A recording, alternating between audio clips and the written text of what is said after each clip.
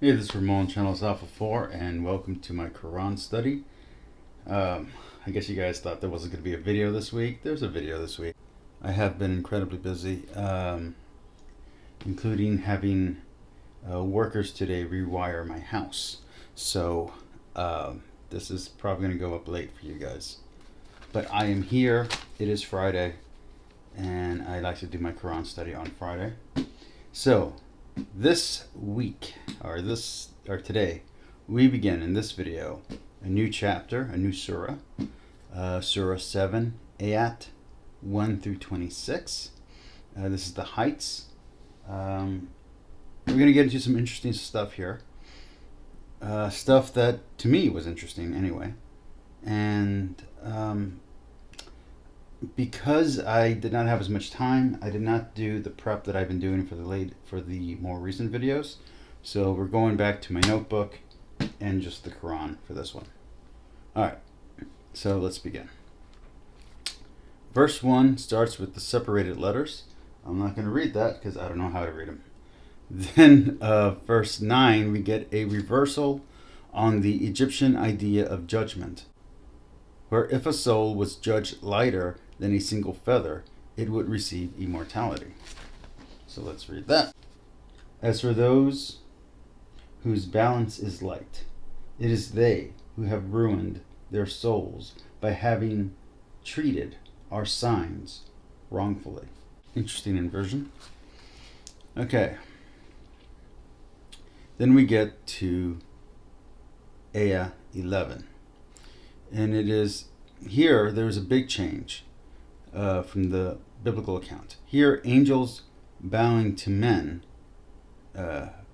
while in the Bible, that doesn't happen. So this is theologically different than the Bible's account. Okay. And then I ask, who is Iblis, whatever? Is he an angel or a jinn? And the stories of Iblis sound like Azrael from the Bible. Indeed, we created you. Then we formed you. Then we said unto the angels, prostrate yourselves before Adam. And they all prostrated, save Iblis. He was not among those who prostrated. Completely different story than the biblical account. So, interesting. Okay, let's continue on. Then we get to ayah 12. Some scholars have interpreted this ayah as saying that reasoning from analogy is condemned. Also, from verse 12. In the Quran, men are created first, but in Christianity, angels are created before mankind. So that's an interesting little change there. But let's go back to this here. So some sects of Islam, some groups of Muslims, have used this verse 12, as a reason to say that reasoning from analogy is condemnable. Now, this is not all Muslim scholars, but there are quite a few historically. And that's in the notes. But I'm not going to get into the note part. I'm just going to simply read from the passage. He said, what prevented thee from prostrating when I commanded thee? He said, I am better than him. Thou hast created me from fire, while thou hast created him from clay. And then we get from ayat 12 through 16. It is unclear who is speaking here through these lines, but it is easy enough to assume. Pride is the major sin of Iblis, as it is of Azrael, Satan, or Lucifer, and with other versions of the story from other traditions. The Quran seems to conflate different fallen angel and demon stories from different traditions. And we're going to go from 13. He said, get down from it. It is not for thee to wax arrogant here. So go forth, thou art surely among those who are humbled. He said, grant me respite to the day they are resurrected. He said, truly thou art among those granted respite. he said, because thou hast caused me to err, I shall surely lie in wait for them on thy straight path. The term because thou hast caused me to err is not a line I'm very comfortable with. Alright, now let's go on to ayah 19. And this is a different interpretation of the Genesis story. So let's read that.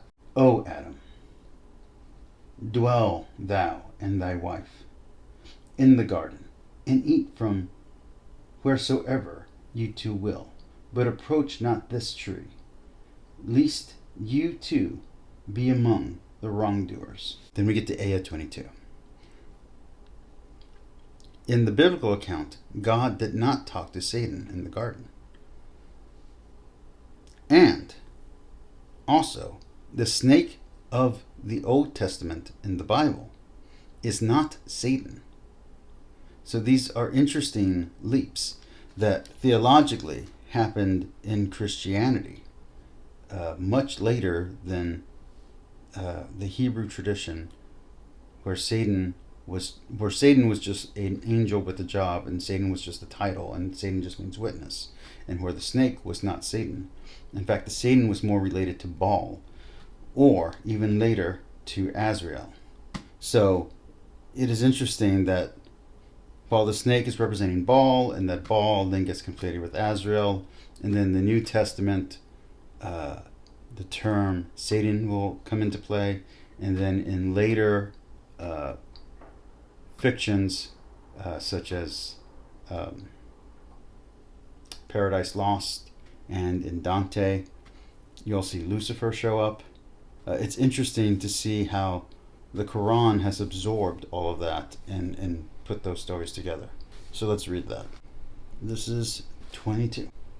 Thus he lured them on through deception, and when they tasted of the tree, their nakedness was exposed to them, and they began to sew together the leaves of the garden to cover themselves. And their Lord called out to them, did I not forbid you from that tree, and tell you that Satan is a manifest enemy unto thee? And I'll be honest, I'm almost tempted to right now read the biblical account to show you just how different the two are, but I'm not going to for the sake of time.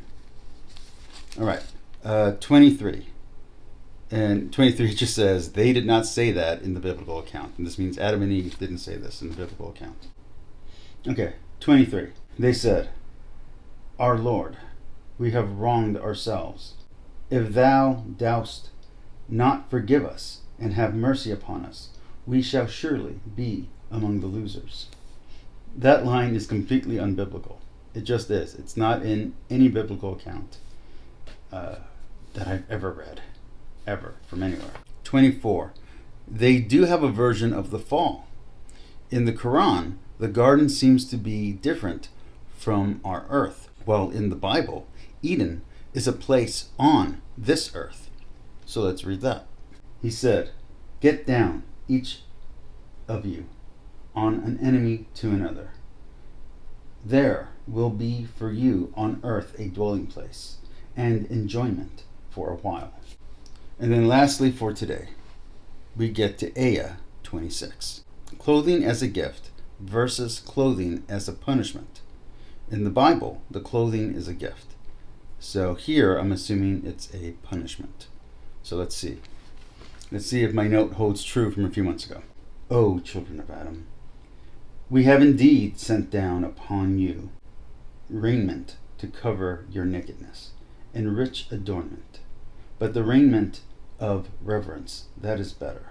This is among the signs of God, that happily they may remember. All right, and that's it for today. Peace, like, and subscribe. Comment down below. Talk to you all next week or whenever I get to my next video.